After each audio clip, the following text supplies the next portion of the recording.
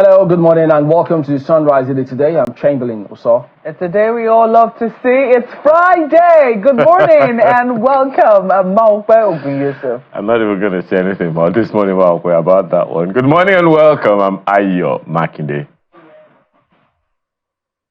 All right, where we're taking you this morning is a little different from where we've ever taken you. It's a monument in the country that's lasted since 1934, according to available information. And that is it right there, the Abeokuta Golf Course. And would you even believe that we have a golf course in Abeokuta? Well, yes, we do. And that is what you have right there on your screen. It's a beautiful, beautiful facility right there, on your screen. And look at the lush green, a place that sometimes you just want to walk in the woods, right? And that's for some who like to do that. 1994 9-hole golf course, and has since been renovated and expanded to an 18-hole golf course. As you can see, it's a lot of vegetation and scenic views. I mean, don't you just want to follow this? Every morning you just wake up to it, and as you would expect, it's hosted several international events. And guess what? It's also a driving range. For those of you who know what that is, and those of you who just want to break the rules, this is the right place to do it on the roads. Is this something you're looking forward to, Makwe? Did you just say break the rules? What kind of rules are we to break here? I'm talking about those who just can't keep it focused. You're playing against yourself.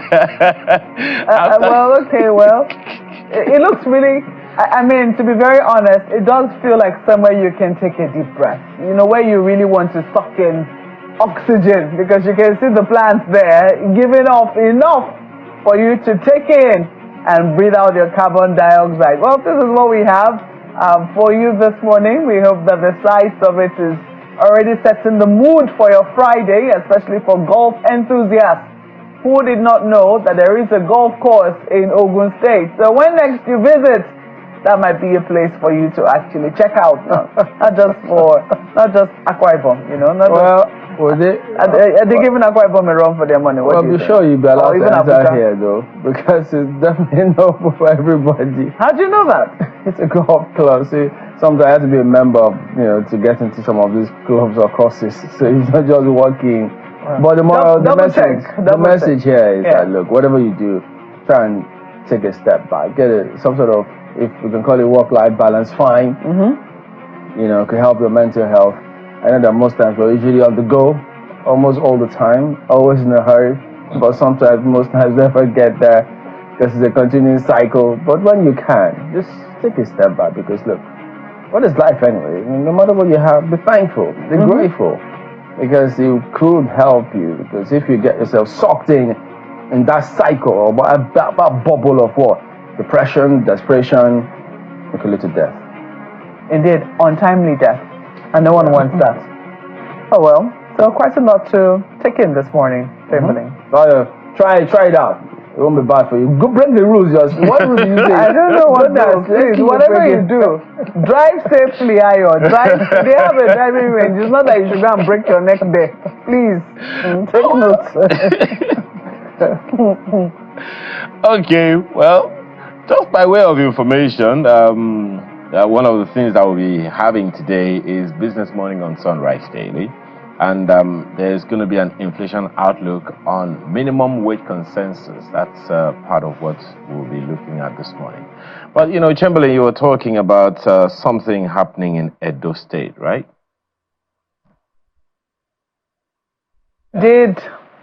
Yes, Chamberlain, you're the one talking about it, weren't you?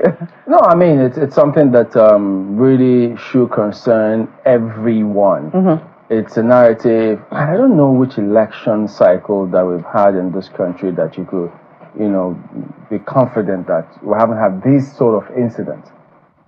Unfortunately, a policeman has been killed in Edo State because one of the policemen attached to the APC governorship candidate himself, and the deputy governor, who the court has ruled in his favor, even though the State House of Assembly has appealed that judgment, were on their way back to the States, and they say upon arrival, certain person started shooting.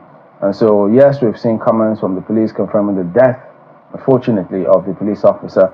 And so, and that some of them who came through, they came in a Sienna bus. So, but the thing about all of this is, people who did this to the police officer, it's up to the police now to ensure that, because chances are that they might not have been acting on their own. They might have been sent from a particular group or team. Who are those people? Will the police get those people? Will they be made to face the music? Or will it be one of those stories? The fun story is, look, we can't allow this kind of things. But why do people usually lend themselves to do violence. This though? What, they pay them? Whatever you can get, just go take lives? It's a sad one, which everyone who's anyone should not accept by any means. Yeah, and it's something that we all should repudiate in our politics. I mean, violence should have no place whatsoever in our politics. I mean, I was watching yesterday the visuals, and I really did feel very sad. I felt very sad because here this policeman was, 1 minute he was alive, performing his functions, attached to a governorship candidate, and next minute he was dead, with no inkling of how that was going to happen. His family, thinking that their breadwinner is safe, is okay, he's just a trip to Edo State, and next minute he's dead. Even for the people who were around, I'm sure they were in a bit of shock that this man was just right beside us here, and now a stray bullet, and that's it. So I think that in every way, all of the stakeholders in Edo politics need to keep this elections clean. They need to keep it free of violence. They need to, really, really speak and condemn in very strong words what has happened, and not just condemn it with words, but to also lead it by action and tell their supporters that, look, we do not want any guns, no violence allowed in these elections. The idea is for people to be able to vote their choice. You'll be there maximum 8 years according to our constitution, and the people will judge you whether you've done well or you haven't done well, and after that they move on to the next. So what exactly is this violence about? Why should any human being have to lose their lives because people are trying to be governor of a particular state? That really is really very worrisome, Chamberlain. But there are more questions, because one wonders, does it then mean that the Edo State Police Command never had any inkling or intelligence whatsoever that this kind of thing was going to happen? Exactly, or that there were people who were outside of the airport who were armed. Is that the situation? Is it that they did not, put into consideration? Because if they did not, look, it is one of their own who has taken the fall for this. Yeah. It's one of their own who has fallen as a result of what has happened, whatever information they had and refused to act on. So I'm hoping that not only will they find the people that have done this and bring them to book, I'm also hoping that in the future they would, make it very clear to the actors that there will be no guns allowed anywhere near, no knives, no axes, nothing allowed, nothing that, spells violence around areas of elections, because you never can tell. Today it is a policeman. Who knows who's next tomorrow? But the implication of this too could be reprisals. Exactly. And we heard one of the actors, in the reports that we did yesterday, one of the actors saying, look, we don't intend to retaliate, but look, let's just let the other party know that the stakes are high now. What does that mean? Which, clearly means that they will be seeking revenge. It means you cannot attack us and we will not attack, but whoever it is their perceived enemies are. So I think that there needs to be a de-escalation of whatever is brewing in Edo State. Before now, the Oba of Benin had to weigh in to tell the political actors. Perhaps it is time that he also weighs in, with his fatherly presence. And let the political actors, this will not be tolerated in any way. But not to burst anyone's bubble or to, because the thing is, if you check over time, political thugs have never faced the music. Oh, they haven't? Largely. Because if the police knew or didn't know, because, can we actually accept that they didn't have intelligence, or were the sponsors too high a stake for them to even do anything about the police? How did the so-called boss, if they came in a Sienna bus, get away? Who owned those buses? What is the level of investigation? What are they doing at the moment? So, several questions about all of this. It means, does it then suggest all the other candidates now, you have to be cautious when you're going for your campaigns? What about the supporters? You put them indirectly in harm's way. So, there's several dimensions to this, which these chaps probably don't care. But you should. You should out there. Well, you know, one of the things that comes to my mind straight off is what you were just going to, you just mentioned. There'll be no consequences, at least no significant consequence strong enough to deter anyone from these kind of things. I mean, even before now, I mean, over the years in this current republic that we're in now, remember that conversation, Chamberlain and Malco, that we had with the former, well, now late governor of Ondo State, Keridolu, who said, look, there are such things as political gunshots. In other words, things you just say that don't really expectedly shouldn't have any impact on people's lives. Well, sometimes those rhetorics actually are converted into the kind of situation that we're talking about in Edo State. Now, who knows where else? And God forbid this would happen anywhere else. Now, this is what we have now. And a policeman has died, and please, for the life of me, these people went to work. I mean, their families were expecting that they would come back, went to work defending a principle. And that's probably, over the years, that's the last we've heard of it. Nothing else happens. Nothing else happens. The person has died, and that person has died, and that's it. Is this going to be the same? We don't even have a name to the policeman that has been killed, at least as at this moment. Should there be a name to the person, then we at least we begin to give some credence to the individual that is involved. We don't have a name to him. It's just a statistic as far as some people are concerned. Why must this happen at all? This shouldn't ever happen. But here we are again. Is this going to be the last, dear Nigerian police force? These are the issues that people are concerned about. And while we are talking about the political class and the security agencies, how about the people of Edo State? What are we telling them? I thought they said that politics shouldn't be a do-or-die affair. Isn't it looking that way now? Anyway, maybe we'll have more of this on the front pages of the papers this morning. Chamberlain, please take us through it.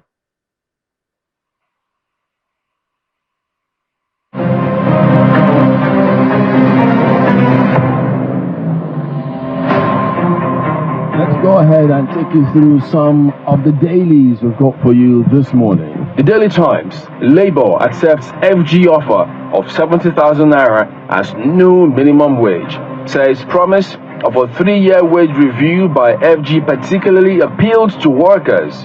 Why I had to intervene in the negotiations, Tinubu. Next to the Nigerian News Direct, also on the minimum wage, Labour, FG agree on 70,000 naira as Tinubu pledges 3-year review to support Labour with 36 CNG buses to ease workers' cost of living. We can't pay 70,000 naira without government support, private sector. Mixed reactions trail FG Labour's 70,000 naira minimum wage. Workers say they can't survive on 70,000 naira as minimum wage, accuse Labour leaders of compromise, say this is a sellout. Analysts say increasing salary will provoke other market forces. Ask FG to consider development of public infrastructure. Others. Tinubu pledges reviewing minimum wage every 3 years, assures protesting SANU, NASU of payment of withheld salaries. So that's a big lead on the front page here with all the riders. But look at this beneath that lead story. We know promoters of planned nationwide protest, says FG. And then Nigerian Tribune also on the minimum wage. OPS cautions as FG, Labour agree on 70,000 naira. Minimum wage to be reviewed every 3 years.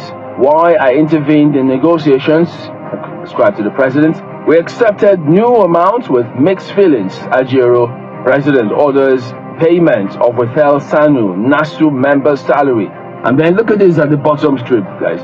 Bill for local government independent electoral commission lands in Senate. This will interest a lot of people. What the new bill says, and then northern senators shoot down South-South Development Commission bill. So that you also see right there The Guardian, minimum wage labour agrees to 70,000 naira as lawmakers slash pay for 6 months. That's how the Guardian reports here today. Vanguard equally focuses on the minimum wage. FG Labour settles for 70,000 naira. OPS lists conditions. We're accepting it with mixed feelings because of economy. Ajero, minimum wage law to be reviewed every 3 years. Tinubu to submit executive bill to NAS next week. We can't pay without FG's support. OPS. NLC holds NEC meeting today. Reps to expedite action on bill. Speaker Abbas. All there for you on the front page. Daily Trust. Why we accepted 70,000 naira minimum wage ascribed to labor. Government must cut taxes for us to pay. Private sector. Reps surrender 50% salary over hardship. Cut your allowances. Articles. Citizens tell lawmakers.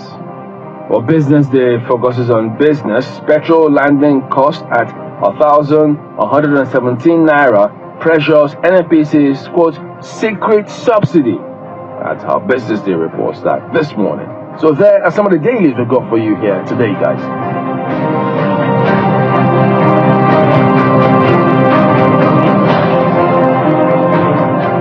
Let me call attention to something on the front page of the Daily Independent, which I hope does not lead to some of the collapsed building circumstances that we've had in different parts of the country over time.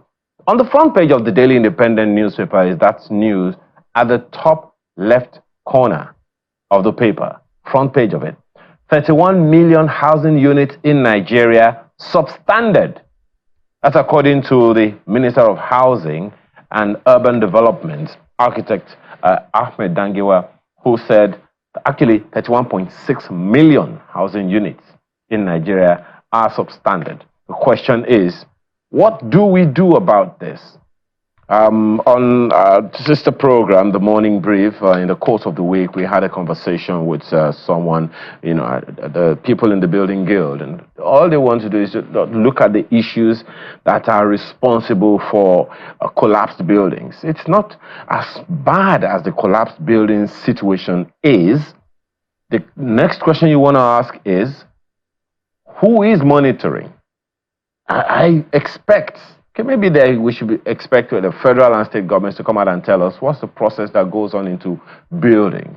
There are local governments, houses are in local government in states. So is there a mechanism to ensure that buildings are built according to expected prescription, recommended prescription by the orders of the state or by the parameters of state? And all of those things. So 31 million housing units in Nigeria, 31.6 million houses actually in Nigeria, substandard is very concerning. Are they marked accordingly? People are looking for houses. Will they get into these places? And I don't know, but that's just my take this morning, guys.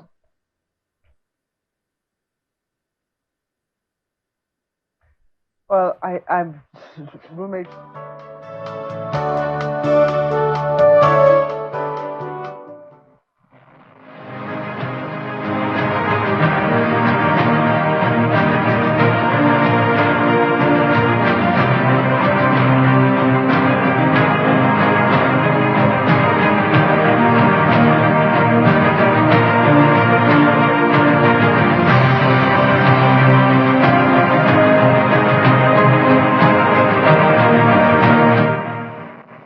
The leadership of organized labor unions arrived at State House for the second round of meetings with President Bola Tinubu on the new national minimum wage. Last week, the meeting ended inconclusively.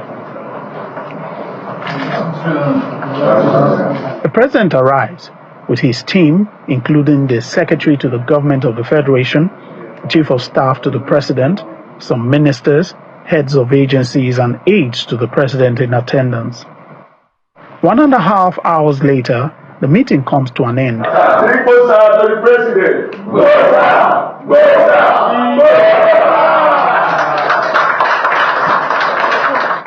Cabinet ministers outline key outcomes of the meeting. the new national minimum wage that we expect Mr. President to submit to the National Assembly for legislation is 70,000 naira. But that is not all. There is also a boost, like Mr. President has assured, and ensuring that massive investment is going to be made in the area of infrastructure. There is also a deepening of the investment of the federal government in renewable energy. More money is going to go into the acquisition of more buses, the CNG buses. The review of this minimum wage policy has to be reduced to 3 years. That is, 5 years is too long a time to get any minimum wage review that is not very wealthy. The labor leaders are more restrained. We are taking this with mixed feeling because of the situation of the economy, but we have to move ahead. Despite the situation, and the negotiation can linger, coming from 62 to 70, and then with the promise that we'll come back soon to negotiate it. We are taking it back to our constituency. The next review will be 3 years, and after that pronouncement, we from Labour, just has been said that, well, we have received what the president has promised. While commending the president on the commencement of the student loan fund, they insist on strict compliance. Not a situation where the children of the rich are the one who are also able to access the student loans. The parameters must be put in place so that the children of the poor, those that cannot actually afford school fees, should be the target. And they also said they will look at that as well. We understand that the president has directed that the bill on the new minimum wage be prepared and sent to the National Assembly for passage by next week. From the presidential villa, Lanre Lasisi, Channels Television News. Okay, yes, indeed. We're joined now by Mr. Wallace Matoyering, the DG of NACA. Good morning. Thank you for coming on today. Good morning, and thank you for having us again. Well, here we are. We know that private sector had offered different fees, 48, 52, 57, 60, 62, but here we are now. So, I know you put up a statement as well, but, and people have looked at that statement wondering, okay, what next now for the OPS? Well, thank you once again for having us. I think the first thing is to commend the president, at least bringing the closure, a seeming closure, because it's not closed as it is. A seeming closure to this is part one of the whole conversation. But there will be a part two. Yeah, there will be a part two, and part of the part two is part of the things we share now. Putting a closure to it and coming to terms, or Labour coming to terms with the reality of the 70,000, which to us is good enough. Good enough because when you earn wages, for the private sector, when you earn wages, you don't eat the cash. You plow back the cash in purchasing goods and services, and it feeds back into the production process. So it also aids the development of the private sector. So once you keep the flow going, then the capacity of private sector increases. Now, the key fundamental issue that we also noted from the president's comment yesterday was is appreciating the fact that there's need for support for organized businesses to be able to pay this, and support for the subnationals to be able to pay this. I think to us that is quite fundamental. And during the conversation at the National Minimum Wage Committee level, in fact, one of the premises for our agreeing to 62 was that government must support with A, B, C, D, E, F. Mm-hmm. And it wasn't, I don't want to call it an agreement, but there was a deep understanding between the government representatives and the organized private sector representatives that these supports, they are very necessary, they are very important for us to move ahead with the 62,000. Now that it's now 70,000, I think the government needs to expeditiously come to terms and agree on those support for organized businesses so that we all will move forward. Let's have a look at some of those demands. Do we call it requests or suggestions, which you also listed in your statement, which you now shed a little more light on that. So all of this that you listed there now, which you are requesting, I hope you can see this, but so is this this came from, you say the president said there's need for support. Yeah. And so when you listed all of this, you expect that the government will make commitments and uphold all of this if the organized private sector is to pay this minimum wage. Is that your point? Well, our point remains, we want to trust the president that its support, its context of support, its content and context of support aligns with the conversation that we had with the representatives of the government during the national minimum wage conversation. So we don't want to preempt or be unnecessarily agitated because of those issues. But we believe strongly that this request, they are germane to the survival of the organized private sector. And even if we agree on a figure, even if a figure is announced, the fundamental part of it is the capacity to pay. And I think we're all in agreement. We're all in agreement with labor that there is very, very important need for the capacity of the private sector to be enhanced to pay. I don't know how the OPS came up with this, because that very first one, reversal of increase in electricity tariff, I think that was part of what Labour too were asking. But clearly, it doesn't appear feasible. Nothing is invisible. Nothing is impossible. You know, if you want growth, if you want development, then you make concessions. If I can't meet up my production and production capacity, if a factor is strangling me from progressing, is strangling my capacity to create jobs, is strangling my capacity to maintain jobs, is strangling my capacity to expand, then you have to look at those factors. So wait, as things stand now, can the OPS pay this minimum wage now? As at this morning, it will be difficult for the OPS to pay. It wasn't a joke. I think very important to say this. It wasn't a joke. The whole conversation at the committee level, it wasn't a joke. It was very intense conversation. It was very emotionally draining conversation we had. And for the whole OPS to come up with this list, we were not cherry picking lists. It was a list that was looked at dispassionately by the whole stratum of the OPS, that this is what we need for us to remain sustainable. We're not talking of competitiveness now. So you have to be sustainable first before you move into the realm of competitiveness.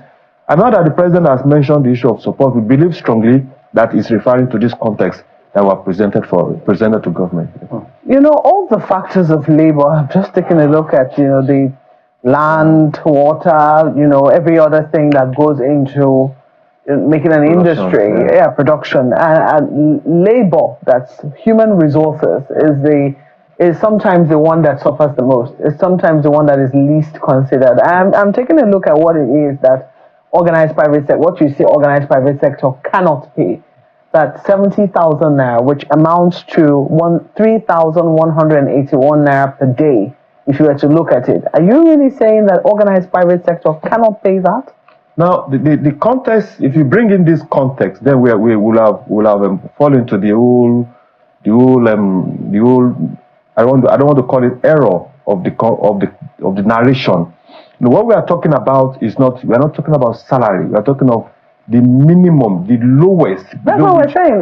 Which nobody should pay. Exactly. Yeah. The minimum, which perhaps nobody should be, and I know that certainly would affect gradation. There will be consequential adjustments as a result of this. I'm not going to imagine that perhaps as a result of this jump from 30,000 naira now to 70,000 naira, which is well over 100%, that the person at the top is going to be asking for 100% increase. Is that the fear of the organized private sector? It's not, the real context of the minimum wage. It doesn't affect, there are some levels, it's for the most vulnerable workers. Indeed. So if we all agree that it is for the most vulnerable person, is the organized private sector maintaining that they cannot pay the most vulnerable person 3,181 naira, if you were to say that we have 22 working days in a month. Okay, let me expand the context for more clarity. Now, in the private sector, you have different strata of organizations. You have the big ones, you have the MSMEs, you have the highest paying organizations, the multinationals. Now, the wage in the private sector, across sectors, we have over 40 sectors, from food and beverages to oil and gas. Like the oil and gas in the private sector, the minimum wage in oil and gas is over 300,000. Now you have some other sectors that are paying over 100,000 in the context of the kind of structure they run. Yeah. Now you have some other sectors in the private sector that are paying 50,000, that are paying 60,000, that are paying 40,000, even when it was 30,000. Now, what we are talking about is a national minimum wage. That when it is passed, it binds everybody. Now, if you take the minimum wage too high, now you will have compromised those in the private sector that are struggling to be competitive.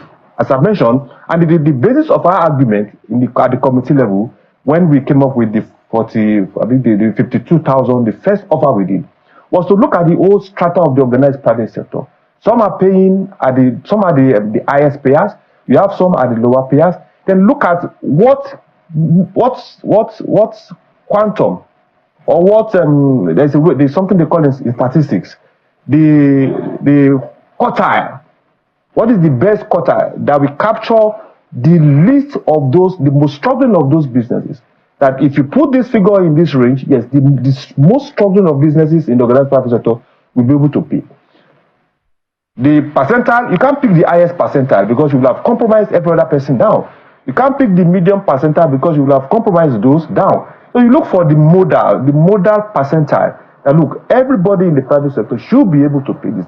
That was the premise for us to arrive at our first offer. Then because of negotiation, we went back to our members and said, okay, we can still consider this. So it was statistically, it was 52.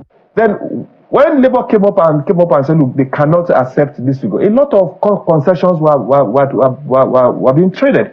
And that was why this conversation we had about the support we needed to aid those businesses that are not able to pay. There was a big concession they were making. So it's not a fact that some businesses cannot pay 70,000. There are people in the private sector currently that are paying over 70,000.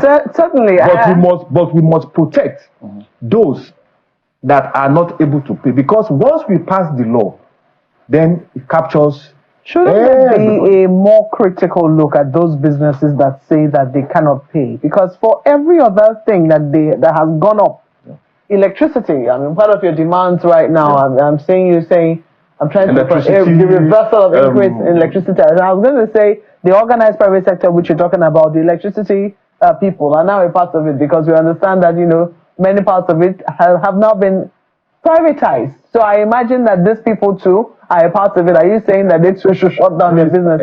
So any ERC should play its role. There are regulations. If there are going to be increases, there is a regulation on how to go about those increases. So the best we are asking for is this: if there are regulations, let us respect that regulation. If there's a process for increments, then let us respect that process for increments. So I imagine that because the NERC and the DISCOs and all of them will argue that they have only increased tariff for those who are on a certain band. So it will mean that the people whom you are, asking for a reversal for must be on that band to be able to enjoy the reversal. Absolutely. Most businesses are on band A. Most businesses are in the higher band areas, basically. So most 98% of businesses are operating in the urban area, which is captured in the in band A. Most industrial hubs, they're in the band A area. Most big businesses, they operate within the context of the city. I have to admit, I mean, everyone knows that electricity tariff has jumped 330%. It's really amazing when you put it down. That does not include the cost of food, does not include the cost of transport, and transport is another area. Does it include the taxes that we are currently struggling with? Yeah, you were talking about taxes, but what I'm trying to say is that the people whom the private sector are going to be employing, they are also going to be facing this increment in electricity, they are facing the increments in transport, they are facing the increments. Many landlords have increased their rent as a result of this particular development. Food, we hear inflation is going up every day. Absolutely. So, is it really, when you talk about it, would you really say that the people who actually make up, the entrepreneurs, yes, one has to give it to them that they have the courage to set up these businesses. But would you say that they are really also willing to shake a bit, make some sacrifices so that the people at the very bottom can actually get something? get something fair to go home with. There's an adage, that I used to a context, that I used to explain this.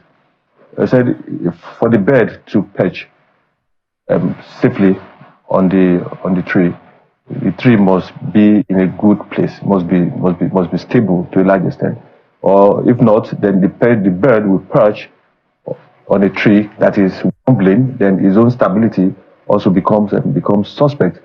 So for us, is why the businesses have made sacrifice, and I must confess to you that a lot of sacrifice, a lot of give and take has been made. If you remember, when fuel subsidy was removed, it was the private sector that responded first. We come up with new model of work, the hybrid work, and people work 2 days from home, work 3 days from home. It was to mitigate the challenges. The private sector came up first with salary, with allowances, different kind of allowances to mitigate the challenges that employees are facing. The private sector led that.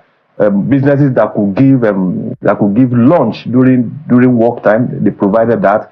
Those that could share products, they share products for their staff so that they can mitigate those things. Those that could provide buses, this new the quasi Uber buses, to pick staffs from different locations to the office. The private sector did that. Those are concessions. There's so much you can do when your back is basically on the wall. So the private sector have remained committed to our employees. We are not slave drivers, as some have said we are, but there is so much that you can do when your back is basically on the wall. Could you help us understand, because all of this demand, you said it was supposed to be for what, 2-3 years with a period? Is that what you're saying?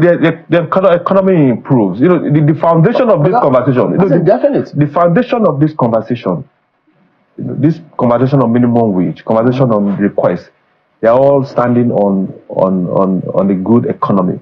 Even if we agree 70,000, even if tomorrow the minimum wages we all agree 100,000 or 200,000, or we agree the 615,000 that Labour put forward in the first place. If the inflation rate is still going up, if the cost of forex is still going up, if the business environment is still inhospitable, then the value of that 615 will still be nothing, because it will be able to purchase much. So it goes back to the economy. Absolutely.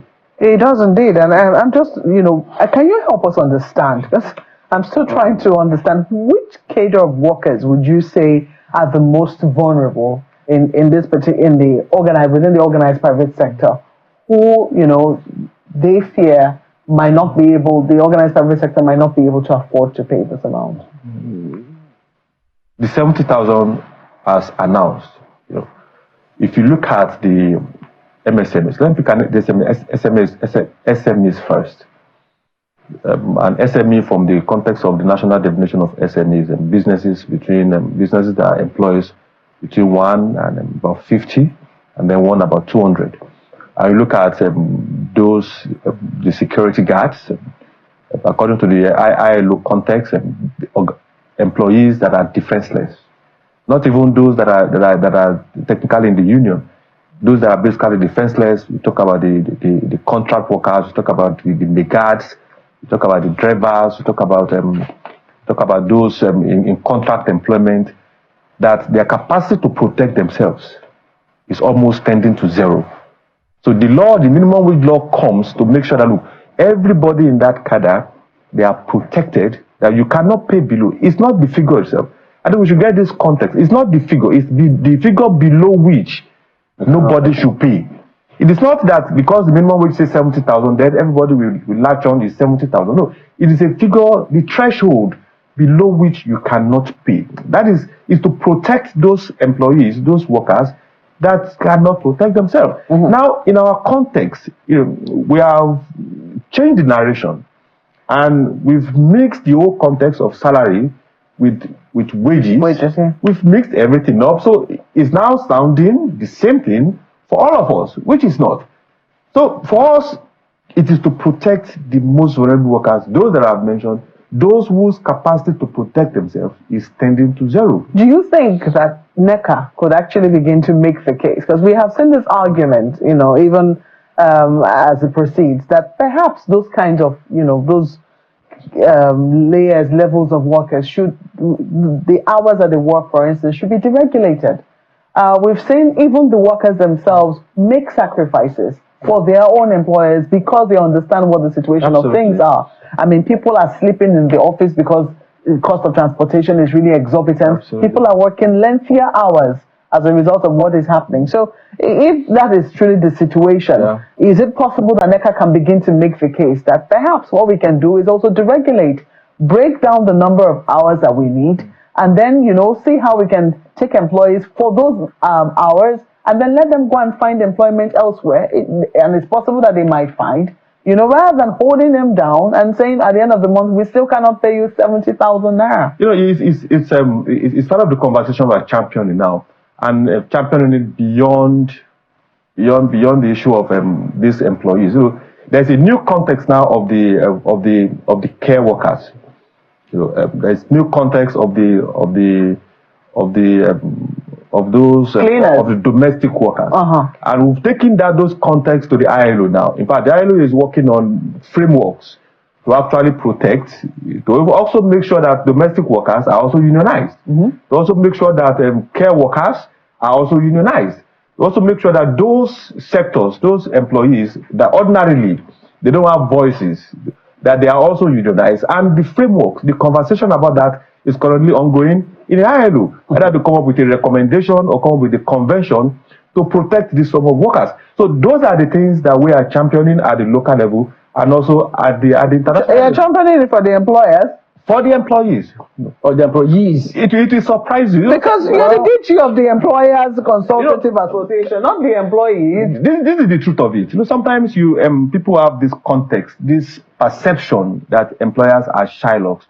The reality of it, and our colleagues in NLCTUC, we all accept this fact, that for labor and for employers, it is either a mutually assured success or mutually assured destruction. The business cannot survive without the workers.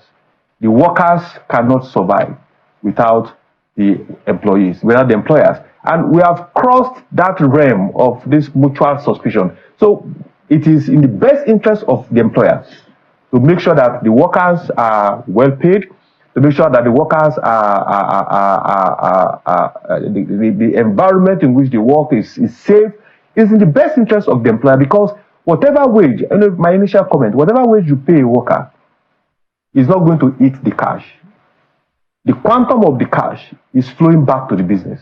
So it's a mutual agreement. And Comrade Dajiru, with due respect to him, he alluded to it during our 67th AGM. And look, we need to cross this part of mutual suspicion, because if the business is not surviving, labor will not survive. And if labor did not survive, then the business will not survive. So we've crossed that part of mutual suspicion and looking at what is for us in the best interest of the workers, because if the workers are correct, then there's a high potential or possibility that the business will also be correct. Well, part of the concern here too is that this, no matter what's agreed now, because even before this was agreed, when it was 30,000, some states were not able to pay. Those are the issues that government will have to deal with. And then enforceability of this is also a big challenge, because it was yesterday I learned, someone was telling me that they're actually primary and secondary schools that their teachers are paid 35,000 naira till date, and they cannot go above that, no matter what you do. So are they going to shut them down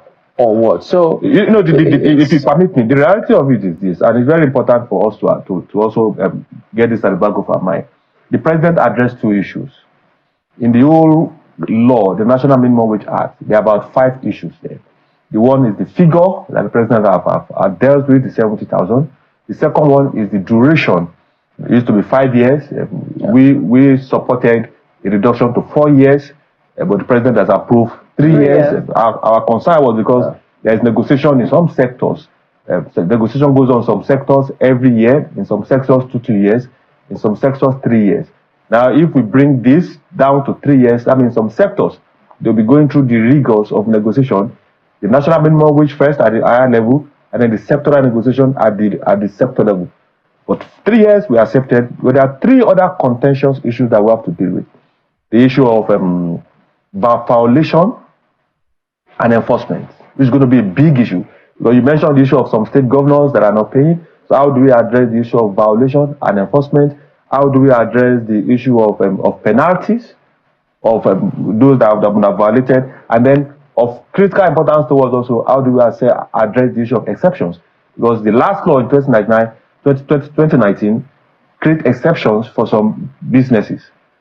So those three issues are not being addressed, and we believe strongly that when we get to the National Assembly during the public hearing, those issues... Is that the part 2 you were talking about? That is the part 2 I'm talking about. Ayo. One of the issues that comes to me straight up, Mr. Smarto Unide, is, first of all, I'll ask you, how much are we at risk of people losing their jobs as a result of this announcement, which is yet to become a law? You know, in 2019, during the height of COVID-19, where businesses were not even working at all, where the environment was critical, employers signed an MOU with organized labor that would do everything within the context of our capacity that no worker will be retrenched. And we kept faith with that MOU. And we believe strongly, even within the context of this new national minimum wage, we'll do all our best, all that is necessary, trusting that the government will also do all that is necessary within the context of its limitation to support organized private sector, that no employee, as much as possible, is laid off because of this new reality. Well, the reality of business is also not lost on us. I mean, the business, as you said earlier, the business has to survive for the employees to survive.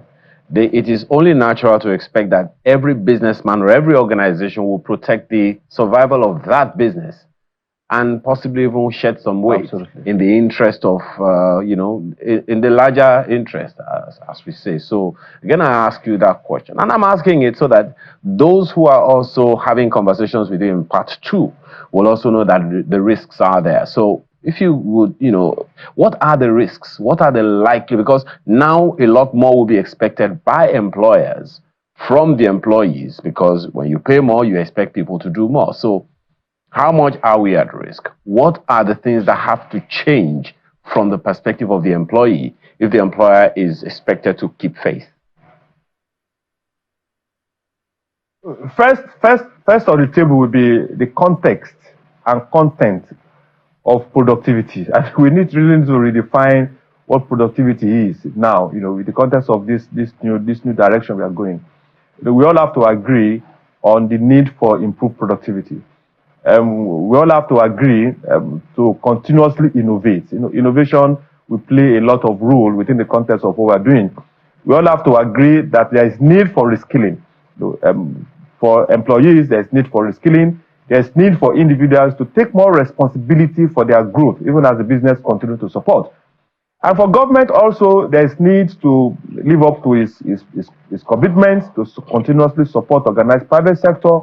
There's need for government to live up to its commitments to continuously make the business environment more hospitable for businesses to operate, because that is basically the fulcrum of all these issues. So those contents must change, and those definitions of what exactly is productivity must also consensusly be agreed. Is there any conversation between Labour and the OPS about productivity? We've asked this question over time, because every time we're talking about increased pay, hardly does anyone really talk about productivity. So is that kind of conversation also happening between the OPS and Labour and the employees for productivity, so that the pay can increase even with or without a minimum wage announced?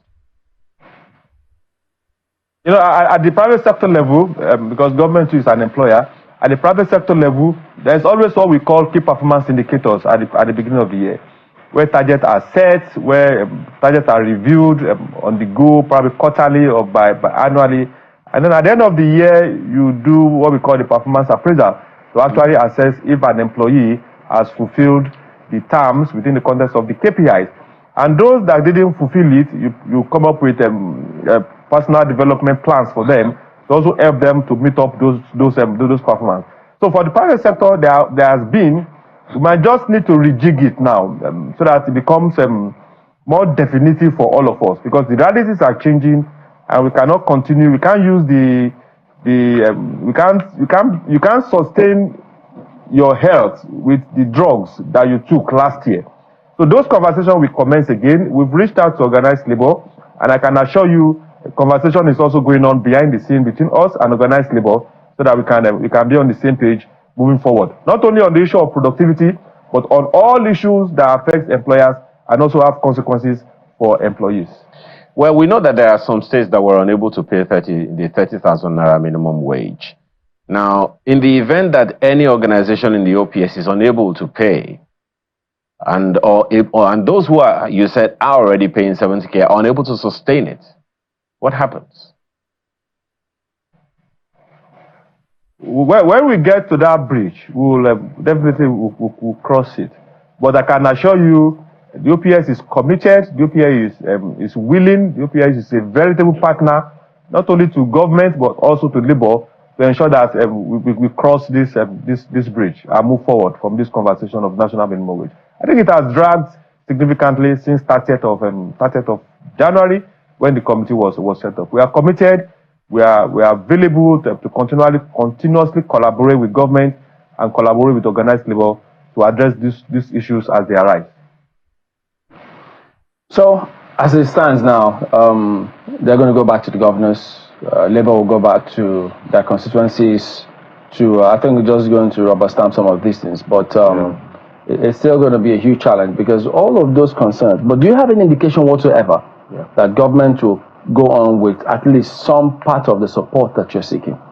You know, we are convinced from the body language of the representatives of the federal government and the state government during the conversation at national minimum wage.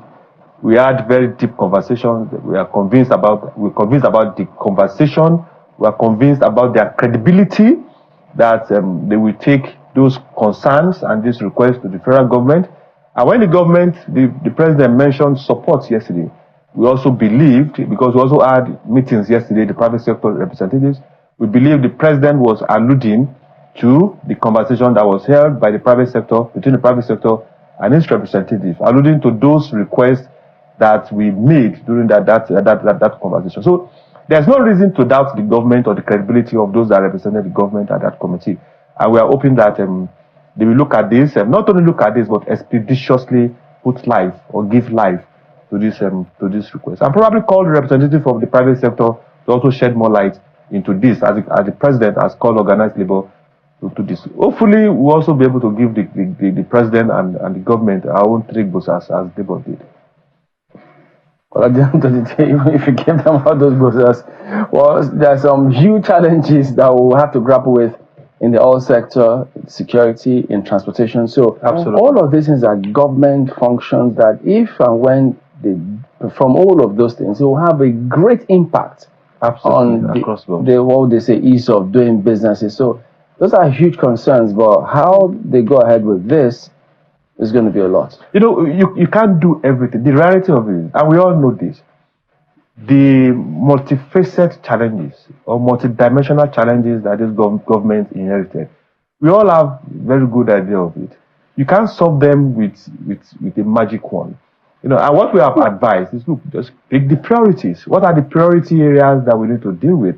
And you cannot for government in terms of policies. Yes, policies. You cannot pick those priority areas alone. You know, selecting those priorities areas must be inclusive, so that you don't shave my head behind my back. Was anybody able to raise the concern that, look, many of these challenges actually stem from our politicians?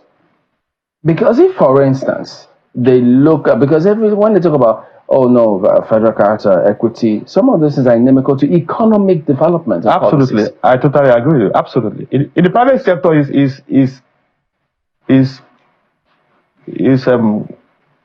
less of federal character. It's less of regionalism. It's less of local in the private sector.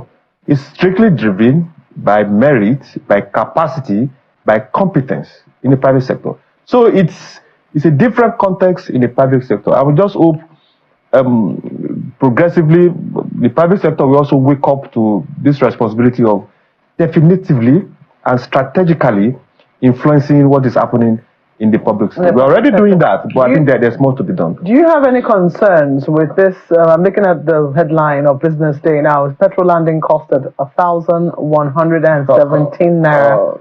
Precious NNPC's secret subsidy. You know, the government has not come out to say that there is actually that subsidy has returned. They have kept mum on that particular statement of fact that everyone knows.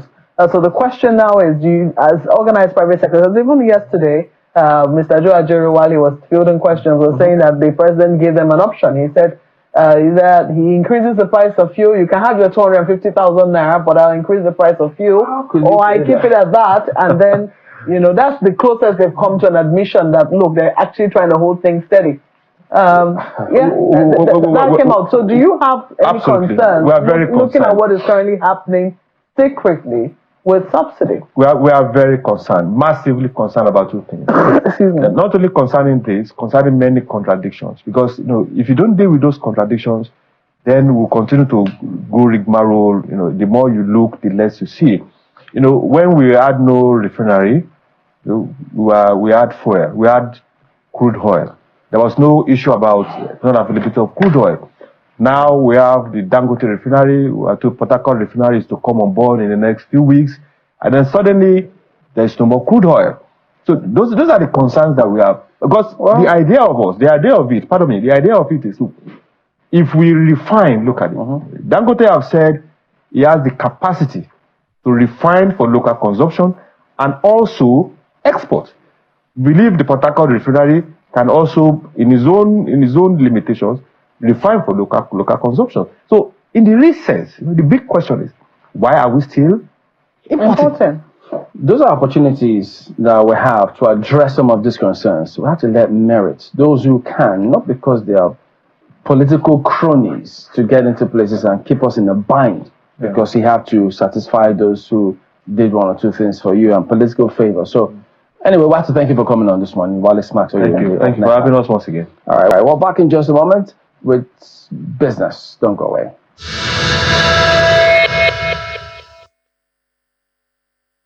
Welcome to the start of the trading day. That's the TGIF trade right here in Lagos, Nigeria. Let's get to the top stories that set your agenda now.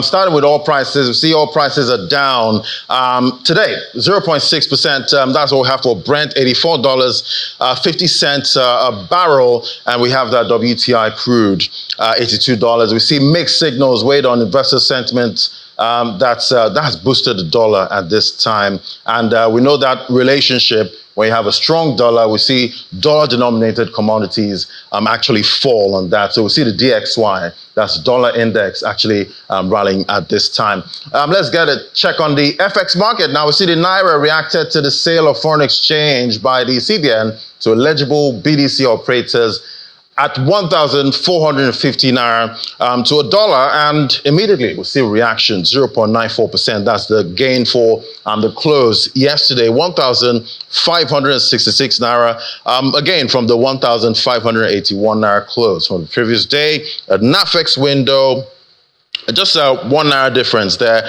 1,565 naira close from 1,583, but a bigger move up, 1.14%. So definitely Friday, Thursday looking good. Let's see if that plays into the Friday trading session and hopefully into next week. Well, other matters now. KPMG Nigeria, leading global tax and advisory service firm, has expressed strong reservations about the federal government's recent imposition of a 50% windfall tax on banks' foreign exchange revaluation gains for 2023.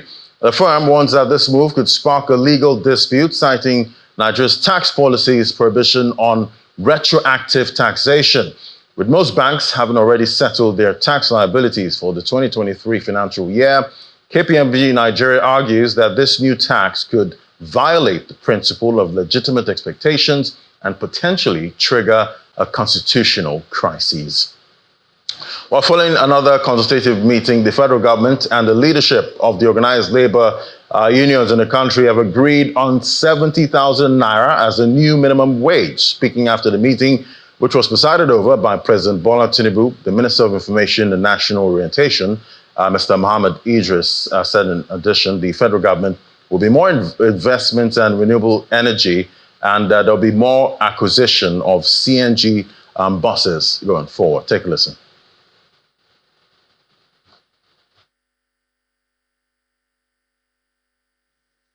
And the organized labor have agreed on an increase on the 62,000 naira minimum wage. The new national minimum wage that we expect Mr. President to submit to the National Assembly for legislation is 70,000 naira. But that is not all.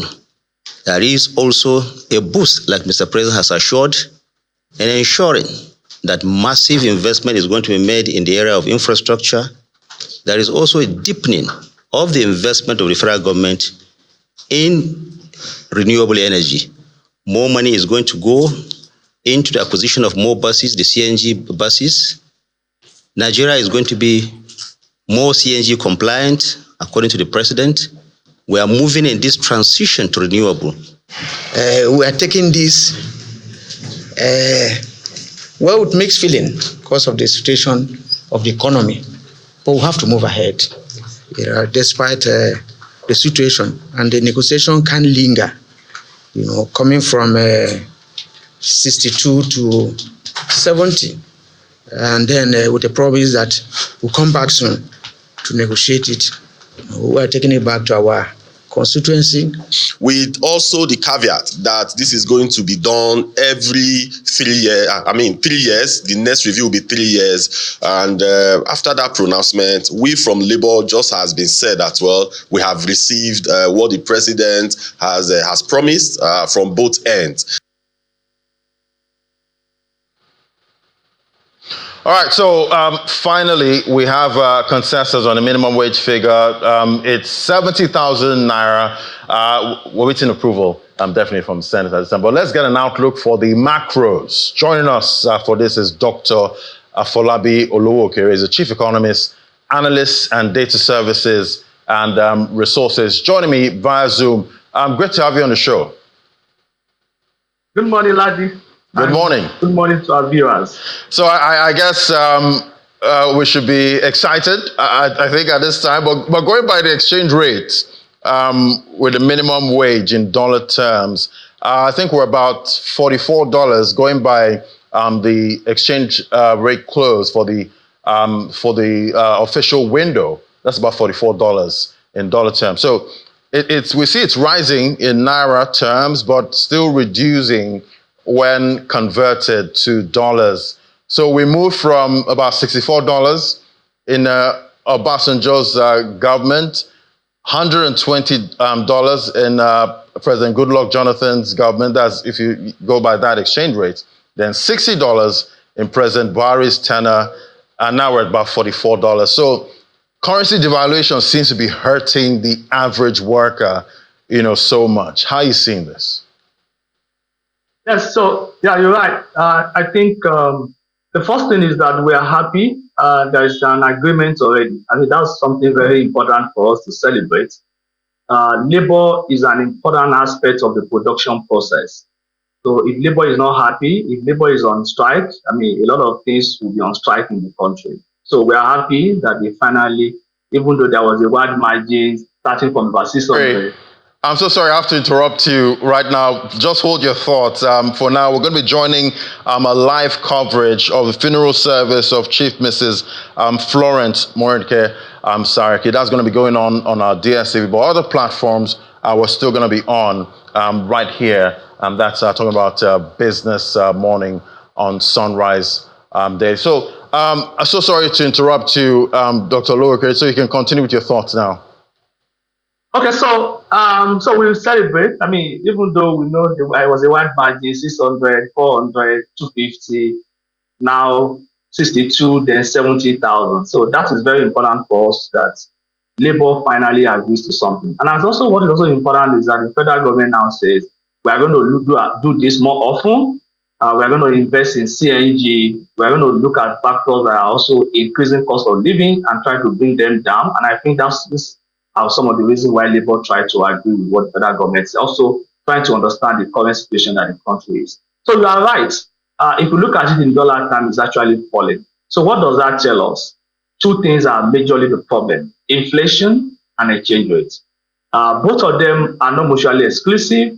There is a direct relationship between the two of them, especially over the long run. If you have high inflation environment, you are going to have a depreciating currency. So going forward, it will be very important for us to be able to rein in inflation and also to some extent be able to do something about exchange rate. There are different arguments that we need a depreciating currency so that we can export more. That's very important in economics. But also, from our understanding in the country, we also know that depreciation of the currency also harms labor. As you said, there was a time when our minimum wage was close to about we are in $25, we moved to $53, we moved to $116.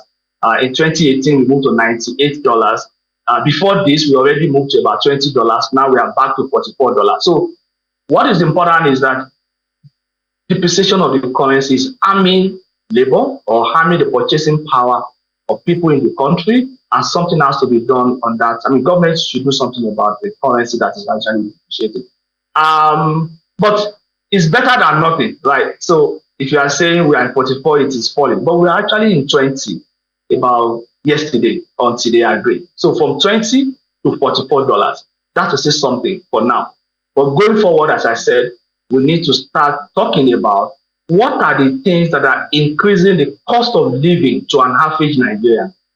If it is energy, if it is power, if it is transportation, if it is cost of food, what can we do about them such that labor doesn't have to spend a lot of money on this, then they have money to spend on other things in life that can improve the welfare of the citizens.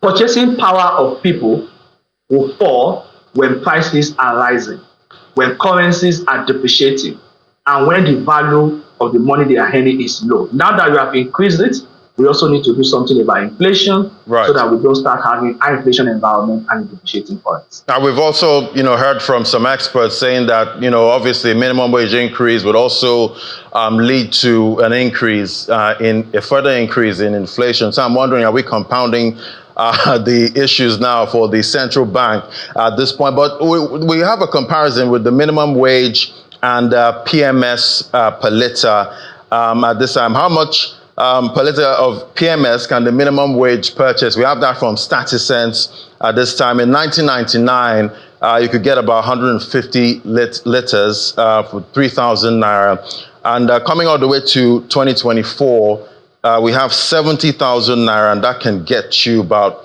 93 liters of PMS. So looking at the economy at this point, it should be easy for the economy to absorb a 70K minimum wage, don't you think? Yeah, so I think the economy can absorb it. If we want to argue that the economy may not be able to absorb it, it's like saying that wages should not be increased. And I'm sure no labor will agree with us on that argument. Economics is very important, but we also have to consider the social aspect of life of people. Definitely, increasing wage rates will have some inflationary impact. The evidence has always been that it will increase inflation to some extent. After several months, some months, inflation rates will come back a bit, but may not come back to the level at which they start. So let's just take an example. Let's assume the current inflation rate is 34%. Increasing wage rates will probably take it to about, all other things being equal, because central bank is also trying to do a lot of things to reduce inflation, and they are also government is trying to bring in good importation, or those are different impacts, so that those one can also moderate inflation. But let's assume all other things being equal, that inflation is 34%. Increasing minimum wage may probably take it to about 36, 37%, but after about 4 or 5 months, you can then be back to not 34%, but 35%. So what does that mean? If you have this kind of injection, it takes prices up because people have a lot of money and they start consuming more than they used to consume. Prices can then go up, especially for manufacturers who were not able to increase their prices because some of the things they were selling were not essential commodities or things that people buy as their income are challenged. So inflation will definitely rise a bit, but it will definitely also come back down especially if you also look at other factors that are coming at it. And another thing is that you don't just take the price of a commodity like petrol or how much a coke is sold for, how much they are selling Apple to determine the welfare of people. The reason is that it has to be a basket of commodity that people consume. And also, not only basket, because people substitute for, if prices of fish go up, they substitute to meat. The price of meat go up, they substitute to other alternatives. So there are always substitution the way consumers allocate their expenditure and spend. Right, and talking about that basket, I'm pretty sure that basket would have seen a lot of changes if we're actually using the basket, but it's quite interesting how things have changed. The 3,000 naira minimum wage in 1999 could actually get you 150 liters of PMS. Fast forward all to 2024, and it's just 93 liters, even at 70,000. Now, that's data from StatiSense there, but there's also debt. At this point, we got the data there. We see external debt sitting at 56 trillion. Domestic debt, 65.65 trillion. Total debt at Q1, that was about 121 trillion naira. And definitely, we see debts rising, at this point. How much would this add to our debt level, getting minimum wage to 70,000 naira? That's a big question. But ideally, we are not supposed to be borrowing for consumption. Ideally, even though sometimes we can't run away from that fact. So let's look at what we currently do. Before now, we probably will have a deficit of about 5 trillion. And then we have capital expenditure of about 2 or 3 trillion. That means about 2 trillion or more additional borrowing that probably are going into recurrent expenditure. What has been done in 2024 budget was to have a capital expenditure of about 9.99 trillion, which is close to 10 trillion, and a deficit of about 9 trillion. In other words, maybe some of those ills or challenges have been, we've tried to correct them. So what is the point? The point is that try as much as possible not to borrow for consumption. The current expenditure, even though they are very important, but try not to borrow for them. Make sure that your revenue is able to at least cover what you spend on statutory expenditure, statutory transfer, what you spend on recurrent debt and recurrent non-debt. And then if at all you must borrow, try as much as possible to borrow for capital projects. But that is not our experience. We recently did an analysis and showed that most of our borrowings are not only for capital, because capital is far less than what we borrow. A lot of them also go into statutory transfer, into debt servicing, and also into recurrent expenditure in terms of personnel costs and overhead. So to your point, whether increase in minimum wage will increase our debt level, it is not supposed to if we have followed that arrangement of borrowing only for capital. But because we also borrow for recurrent, definitely this will also contribute to our debt level, except we are able to increase our level of revenue, which is also a function of many factors: global development, prices of oil, the capacity of government to even tax the domestic economy. Government is trying to do a lot with that, but the economy is still fragile. COVID effect is still around. So I agree with you. Indirectly, because money is fungible, this will have some impact on our debt level, especially when you look at the subnational government. How many of them can pay? If they are forced to pay, does that mean that a state can borrow more, even though that is not a good route, such that it can be able to pay high salary? But I think as time goes on, government will try as much as to see how it can increase its revenue, which also implies that the private sector should get ready to pay higher taxes for government to be able to maintain its fiscal balance. All right, there you have it. Don't borrow for recurrent expenditure. Thank you so much. Always great having your perspective. Dr. Afolabi Oluwokere is the Chief Economist, Analyst, Data Services and Resources. Thank you so much. Thank you for having me, and good morning, John. Thank you. All right, we'll take a break now. When we come back, we're going to be looking at the logistics industry. How's it faring? with high energy costs at this point. That's our next conversation. Just stay with us.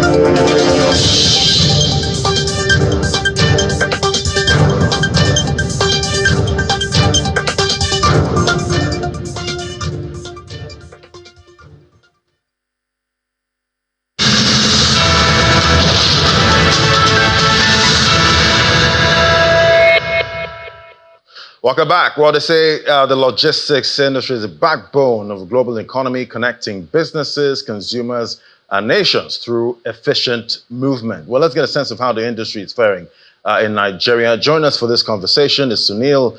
Sunil Natraj, CEO, Jumia Nigeria, joining me right here in the studio. Great to have you. Hi, thank you for having me. Fantastic. So before we get into the industry, I know this issue would also impact your industry, and now we have consensus when it comes to the minimum wage, and it's 70,000 naira. What's your take on this? You're the private sector at this point. So we believe in treating people like humans, and we are very proud to say that we were already far ahead of this before this even came into place. For us, it is making sure it's not minimum wage; it's treating people the right way. For the work they do, and we've been doing it already before this was implemented. Yeah, so definitely key word there, treating people, like human beings at this point.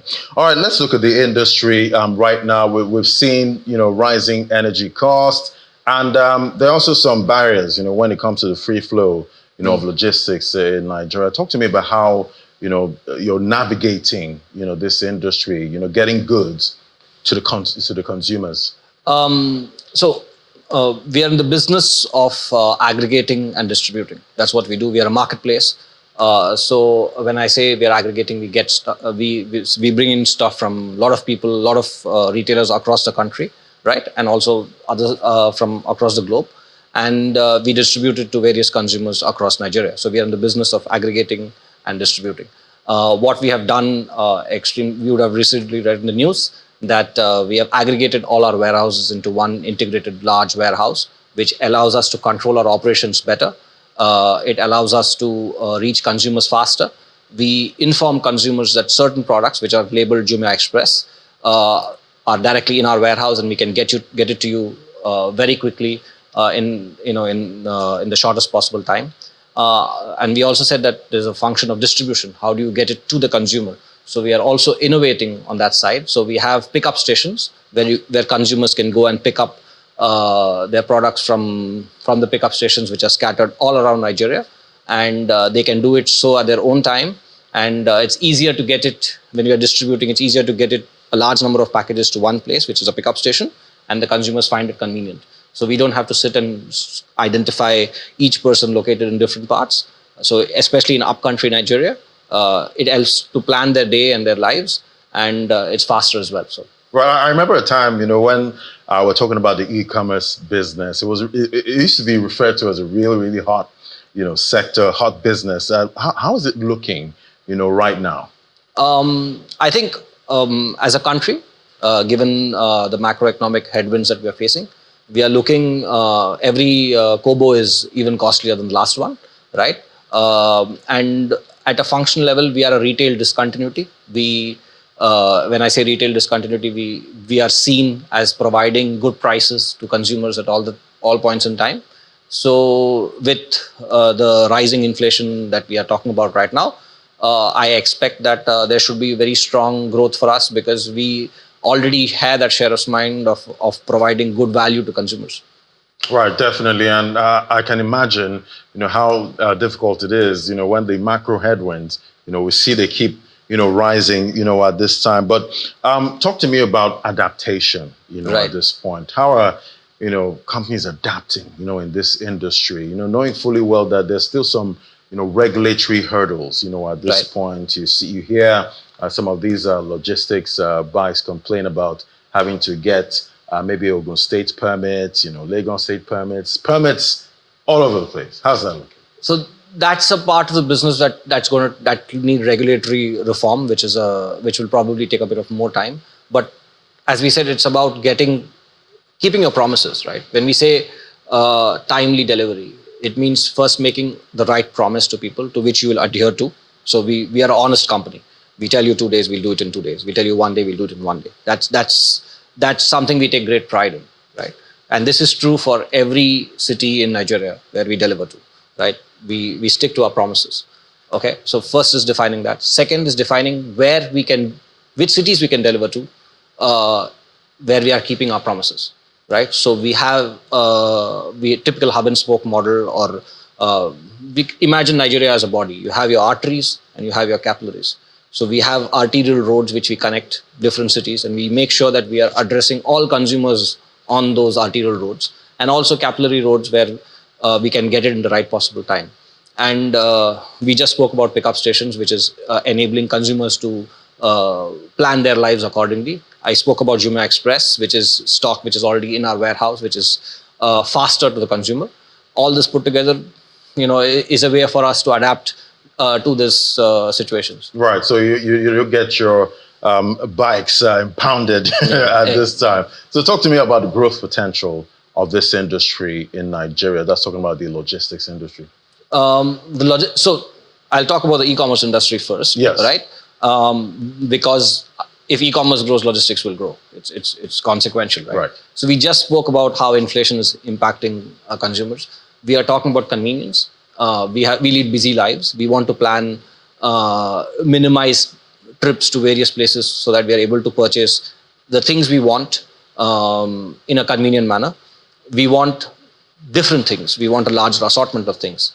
Physical stores are limited by the assortment they can carry. We aren't limited. We have everything in your hand, as you can see. So that explodes the limits of what you can buy. As I said, inflation is going to make you want to save every kobo that you can. So it's going to ensure that the industry grows rapidly, right? The number is in the air, but the point is that there is a huge potential, and thereby whatever rate you're going to have the e-commerce industry growing, a significant chunk will also come in the logistics space. Right, and definitely we keep watching out and tracking, the sector, because it's a lifesaver. When you look at the logistics guys, I can imagine having to go pick up, my packages myself. I'm a very busy guy. So those guys are really, they're lifesavers, at this point. It was great having your perspective, Mrs. Sunil Natra, the CEO of Jumia Nigeria. Thank you very much. Thank you for having me. Take care. Have a lovely day. You too. All right, so let's get a check. We see the market yesterday. That's the local boss.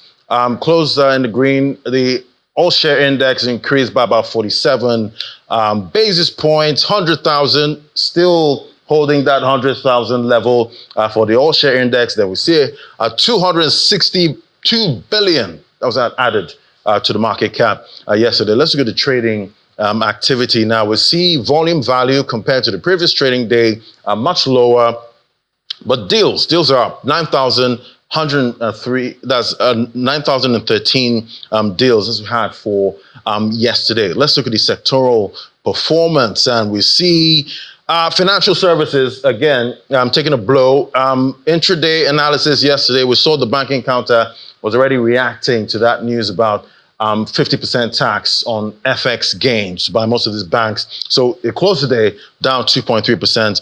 Insurance also took a beating there, 2.4% down. Consumer goods marginal rise, 0.01. Industrial goods marginal and 0.2%. More convincing rise there from the oil and gas counter. Well, that's it from me on Business Morning. We'll get a closing summary later on today for the market and also for the FX market. Watch our ticker to get most of those clauses. Thank you for watching. I'm Ladi Williams. I hand things back over to the Sunrise Daily team.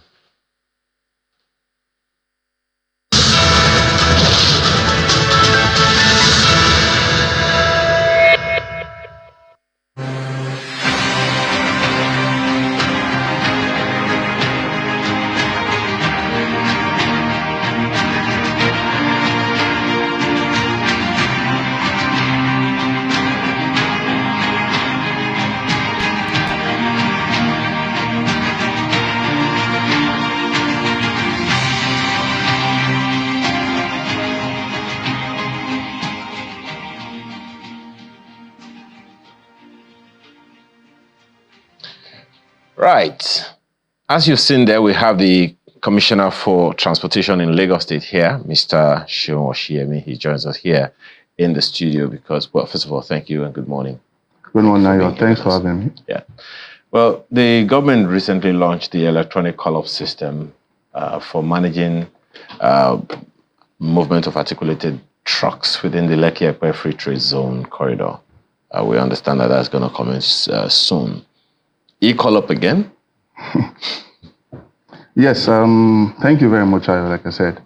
The e-call-up system for the Lekki-Epe Free Trade Zone starts 1st of August. We've been doing a lot of advocacy and met with a lot of stakeholders to ensure that this, of course, goes very well. Yes, e-call-up again, because it's the only way that you can resolve it on ground. And what is e-call-up? It's an electronic way of scheduling trucks into a particular corridor. And we're saying a corridor that takes about, I'll say roughly 2,000 a day. There must be a strategic and intentional way of monitoring those trucks and ensuring good traffic management. You know, of course, there are those who would naturally remember the e-call-up system in Apapa and look at, you know, how it was managed, how that for a very long time, the struggles were on. Those who were frustrating the system, you know, within the Apapa ports environment, the effect it had on the communities around the port and all of that. So maybe you want to give us an idea of what were the challenges then in Apapa? What or how have those been resolved, and what's new, what's different in Lekki? All right, thank you, Ayo. Apapa was the first one, I must say. And you know how these things go. When you try something for the first time, there will be teething problems. It's like building a house. As beautiful as your house might be, when you move in, you see some snags that you need to deal with. I think those were the issues with the e-call-up in Apapa. There were some very germane things that we've learned, you know, based on their own experience. One of it was the fact that, yes, there wasn't proper tagging the RFID, which, of course, would be able to give credence to whichever truck should be in a particular area at a particular time. There were cases where those trucks would go in to offload containers. Rather than coming out, they stay in there, loitering around looking for a job. And you know what that means? If they're not out and you call in other vehicles, the numbers won't add up anymore. Coupled with the fact that they're also proxy booking because of the lack of RFID. All of those things we've learned and we've implemented in the Lekki Free Trade Zone. That, of course, has been mitigated. Now, when you say some trucks go in, you know, and they loiter in the port without any business, I'm wondering, what was their footing for going in the first place? Well, there are cases where you need to go and offload containers. Okay. You know, so you go in, offload the containers, they're meant to come out. But they just stay in there and see if they can get a job to take out containers and go and offload to clients. So that's what I meant by loitering. Okay. And that happens typically in any area where you have ports and also have businesses, commerce. What they do, they want to maximize their profit. Rather than go in there, if you don't put up a very strong monitoring system like the RFID will do, it's difficult to enforce because you don't even know it's supposed to be at anywhere at any point in time. But with the RFID, you can identify which trucks, and I mean, there's a scanner. You scan it and you're not meant to be there. It tells the status of where your truck is meant to be. And if it's where it's not supposed to be, there will be enforcement the truck will be arrested. Now, I also understand that part of the pushback then was from the, should I say, the unorganized, people around the ports that take undue advantage of whatever it was, happening at the time, to ensure that the e-collab system didn't work initially. How have those parties been, taken care of in a way that we don't have that kind of repeat? If they learned their lessons in Apapa, they will not take it to Lekki. Well, you know how people can be.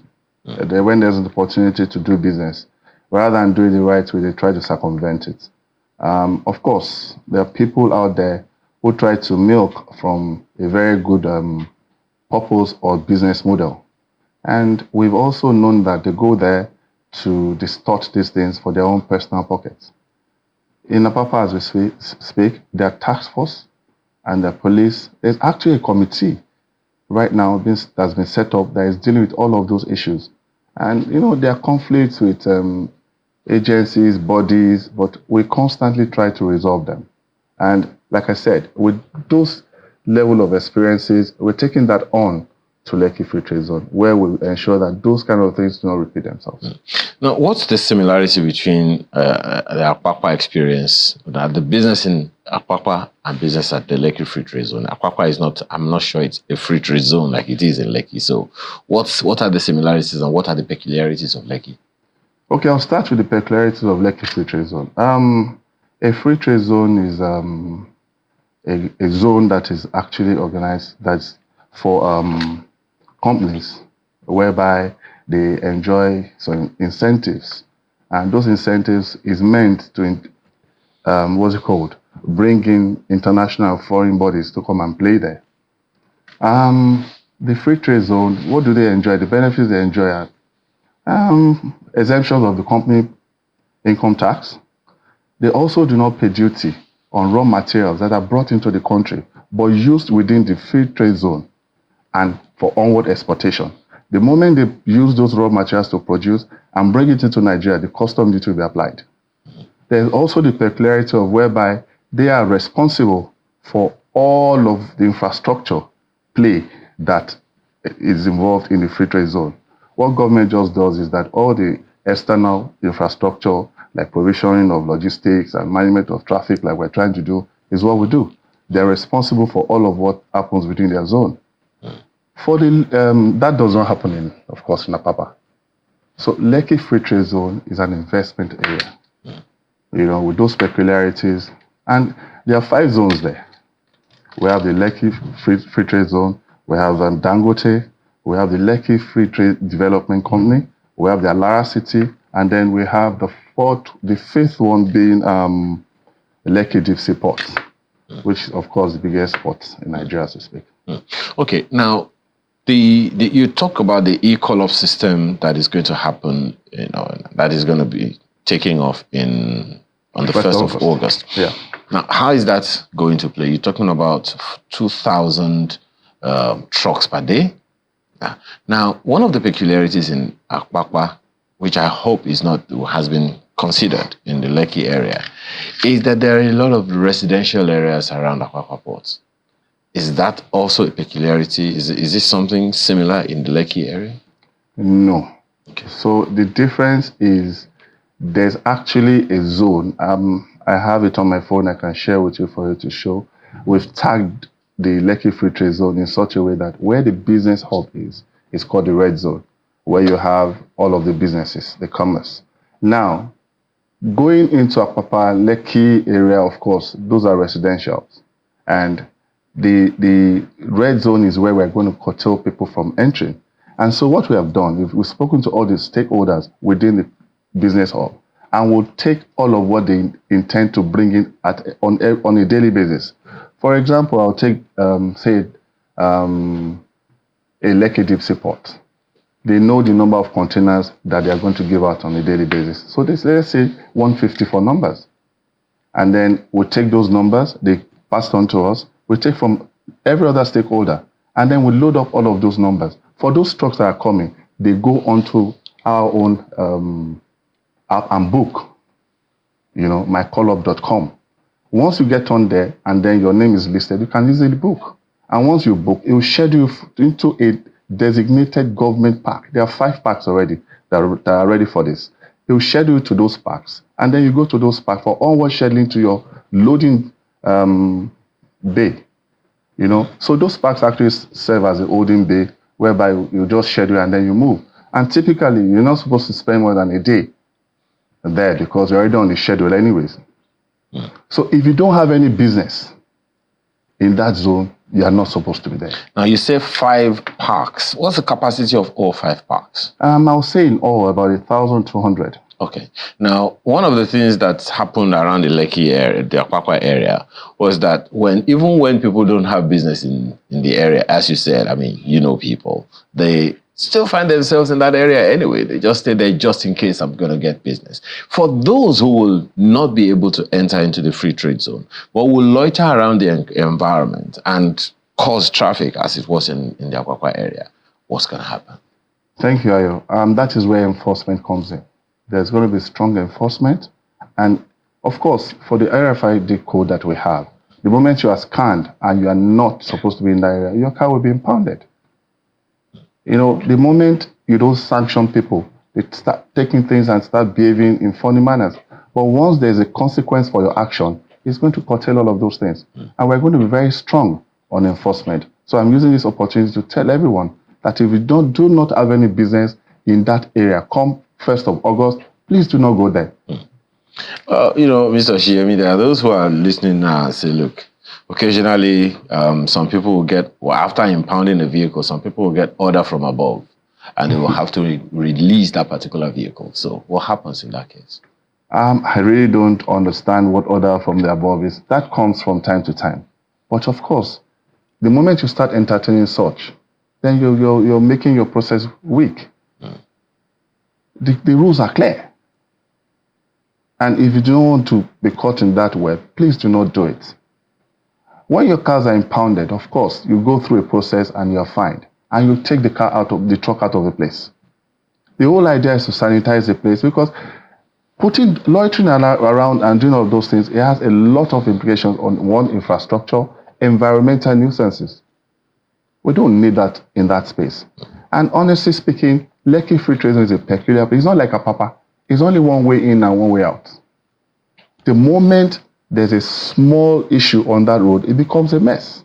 So there's zero tolerance for all of this environmental nuisance. That leads me to the question that I've been wanting to ask you all the while, and that is the narrowness of the roads into and out of that area.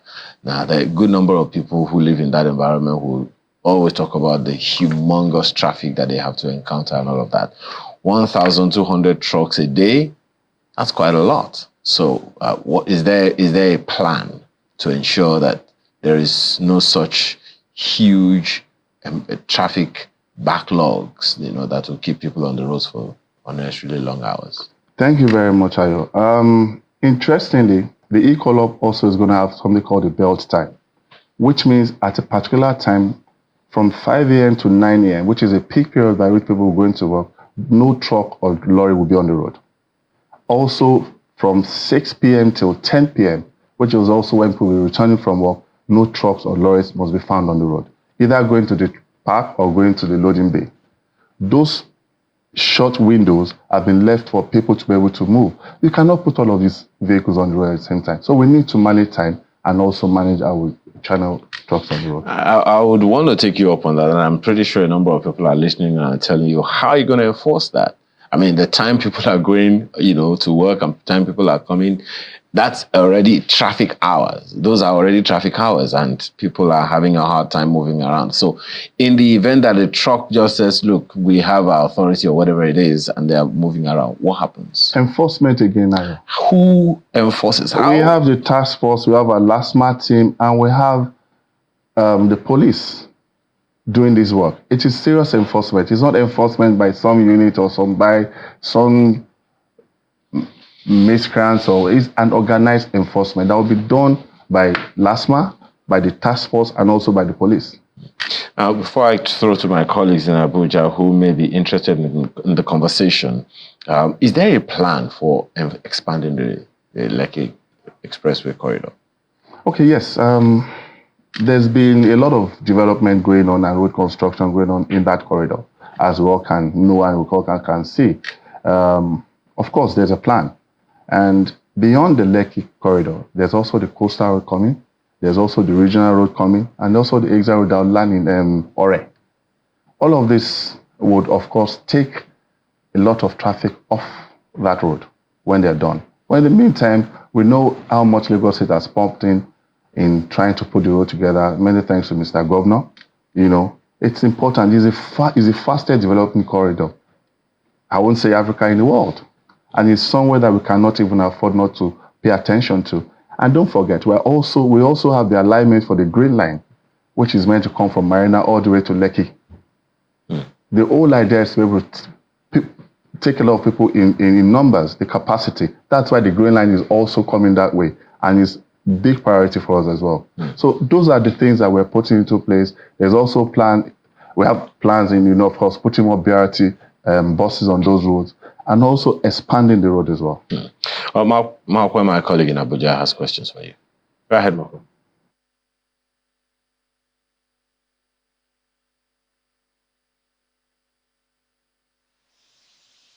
Alternative infrastructure plans will come to fruition?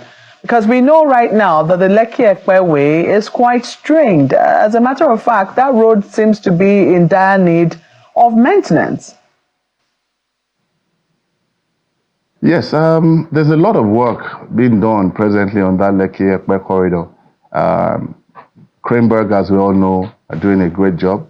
They're doing a lot of work, as we speak on that road in trying to expand it.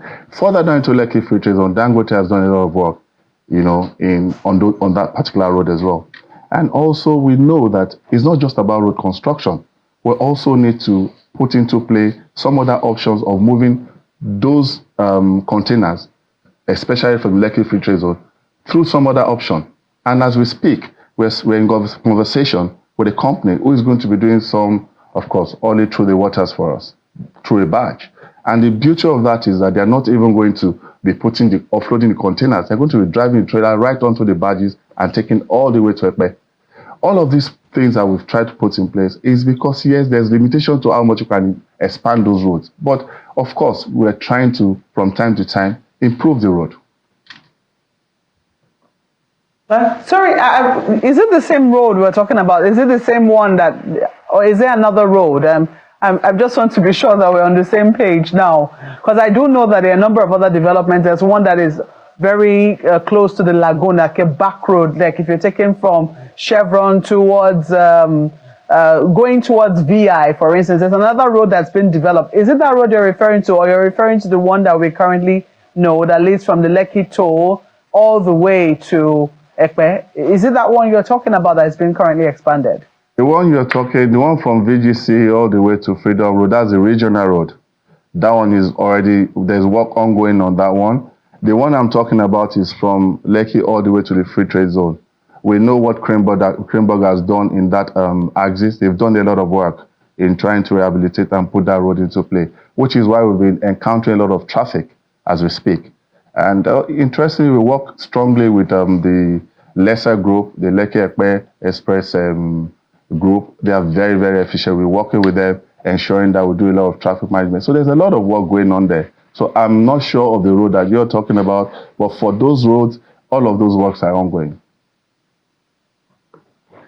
Yeah, because, the Lekki area, we've seen quite a number of developments. It's now choice for estate developers. A number of people are moving. People keep moving there. So the population is growing. The central road, which we know, that main live wire from the Lekki toll gate all the way to VGC, all the way to Epe, the main one in the middle, we know that road, certainly can certainly do with some upgrade. Yes, we've seen some work being done around the junctions, which they used to have the roundabouts. They've all been upgraded. They have traffic lights there, and that has eased the traffic somewhat. But the road itself, I sincerely hope that it has changed a great deal from the last time I was there, because the potholes I saw along that road really gave me cause for concern. I do not know if you have taken note of those potholes and whether something has been there. Just for context, I was there sometime in June this year, so it's not so far away. I do not know if you are aware of the potholes that were there as at June and whether something has been done on those roads. Yes, immediately we've done a bit of palliative work, which means just filling up those potholes. But of course, we're going to come back and do all of those sections again. Like as I speak, we've gone past Abraham Adesoya heading towards the Lekki Free Trade Zone. That is the one that Greenberg is working on as we speak. But the ones that you're talking about, if a lot of palliative work has been done in the last 2 weeks, and then of course, constant work is being done on it. Yes, at some point we have to come back and redo those roads.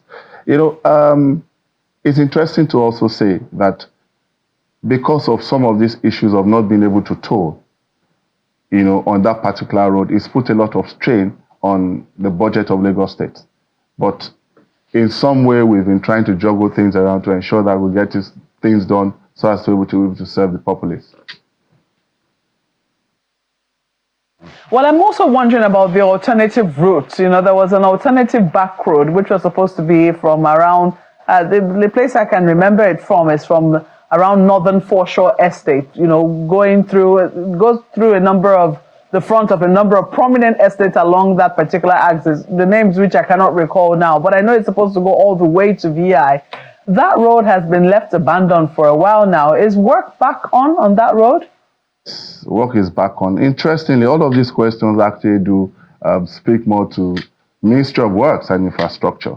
Works, yes, which sadly affects transport. Most of this information. But I can tell you for free that a lot of these roads work have started. They've gone back to site to ensure that we get it. And of course, weather is also one thing that has hampered a lot of work. Because of the rainy season, it disturbed a bit. But of course, we're back on the roads and work is being done. Okay, well, that's good to know. Now, let's talk about transport. What we heard is that this was also going to be affecting Danfo drivers. Is there, I don't know, is that true, first and foremost? This particular call-up system which you're planning, is it going to affect the common public transportation which we know in Lagos, the Danfo transportation system? Is it going to be affecting it in any way? There are two different things we're speaking about now. The e-call-up is for the trucks, and that will be for the Lekki Free Trade Zone. The Danfo one that you saw in the public domain has to do with the BRI, the Bus Reform Initiative. That, of course, initially was misconstrued, but we had to put it in the right perspective. At no point are we going to take away the Danfo drivers. What we're going to do is we're going to ensure that they go through a process of inspection with our VIS team to ensure that they meet up the standard in which we expect that those Danfos should be. I mean, I'm sure you can relate with me. You get into some buses and you wonder, is this not a death trap? We're not going to sit back and watch this happen. So what we've done is the Bus Reform Initiative is going to bring all of them to come back and do, of course, some revalidation, some registration. And of course, the VIS will check your vehicle once you meet those standards. And they are going to be registered under cooperatives so that there's some linkage to some for all the buses, unlike the way it is done right now. Now, what will also happen is that all the keke napeps and all of those ones will be taken to the inner roads. They are not meant to be on the express. So really and truly, what we're saying is those buses will be buses that are within the standard that we expect that they should be, that will be on the road. Of course, we are also going to put in more BRT buses for the high capacity buses to also, help out in this process. So it's not a situation of taking away the Danfos totally, no. We don't even have a number of buses to fill up the spaces that they have as we speak. So we're just going to ensure that if you are going to be on the road, it has to be at least in a befitting manner that you can apply those roads. For years, I've always been asking myself, why can't there be sanity on this road? When will, let's say, government just come in and do something on this road? Because sometimes I dread it. But a good thing, something is happening there now. But I also imagine that yourself and Works and every other commissioner compare notes. But one key other challenge there is flooding.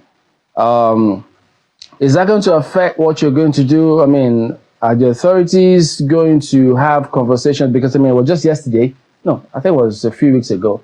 Some residents who live there were talking about how it's difficult for them to even get out of their houses and ply the roads because there's usually that gridlock in those areas. Is there anything that the authorities are doing to also ensure that, yes, while we're putting in all of this, you don't go and clog off all of those other adjoining roads and frustrate those who intend to ply their road, who naturally should have? Yeah, there's constant conversation with residents and also with all the people fixing the roads. It's important to have those conversations because for proper traffic management system, there must be communication and there must be a plan. And like I mentioned, the lesser group, which is the Lekki Express Association group, I think they're one of the best I've seen in recent times. They are well organized, constantly speaking with the ministry as regards transportation and also even in area of sanitation. Then the local government chairman in that axis, actually, they're amazing people. They come out as well to ensure that they support us in the area of transportation, in the area of environmental clearance and all of whatnot. So it's something that I would say all hands are on deck. You know, I would have loved to ask you questions about other parts of Lagos so that they also don't start getting jealous that we're only talking about the Lekki, axis. Just one quick question before we call it a day. Road encroachment, construction encroachment, how are you dealing with that? Okay, when it comes to road encroachment and construction encroachment, there's always a conversation with whoever falls victim of it. And if you have approval, so to say, you mean encroachment as regards people's property? Yes. Okay, yeah. So if there are situations like that and you have legit approval, there are conversations around compensations. That is done because the only time that we have issues when you don't get compensated is when you don't really have approval anyways. You are not meant to be there. So that is always done. You know, but there was one, some people came, forward telling us that, look, there are some people who are building their houses with the gates facing the expressway, which according to the laws of Lagos State that are, people are aware of, is not supposed to be in the first place. So that's the kind of thing that, and then in fact, in some cases, they have law enforcement officers who sit there and say, no. That's what's happening. Okay, for that, I would say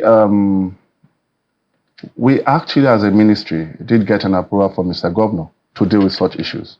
And how do we go about it? We said, look, if you have issues of whereby your road is facing the express, it's one, not safe to just get on the express. And also, two, it is bad for traffic management. So what we do is we do something called a TIA, a traffic impact assessment. If you do a traffic impact assessment of that property, then we would advise on what to do. Which is why if you look at the Maroko all the way to Lekki, there's an inner road before you see a slip road before getting onto the express itself. That's what the TIA does. And for every construction that is done in Lagos, you must get a TIA. Even when you go to physical plan, they still send you back to us. The TIA will speak to the implication or the impact of your property on traffic management. Well, the coming days will tell, particularly about the Eco-Op system, how this is all going. Thank you so much for your time this morning. Mr. Sheon Oshiemi is the Honorable Commissioner for Transportation in Lagos State. Again, thank you and all the best. Thank you very much, and do have a good day. Thank you. Chamberlain, Maokwe. We've got some messages coming through. This is from Yomi. He says the new reality of the 70,000 naira minimum wage will push everyone to be more innovative and proactive. And then he goes on to say, to have the guts to see opportunities where others see challenges and to envision things becoming a whole lot better while others grow complacent is to become a visionary.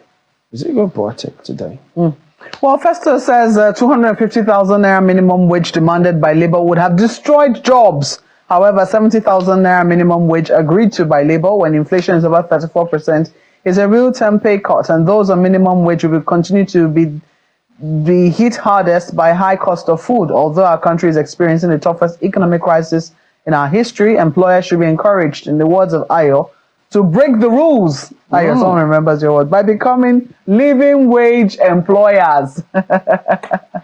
Well, hello, Alpha Cross. I'm just going to sidestep that conversation this morning. Well, Alpha Cross, we got your message as well. Thank you all for the time today. Have a wonderful and beautiful weekend ahead. I'm Ayo Makinde. Don't break the rules when you are driving, please. Please. I'm changing myself. Goodbye. Thank you. I'm Macroeconomic Yusuf. Enjoy your weekend.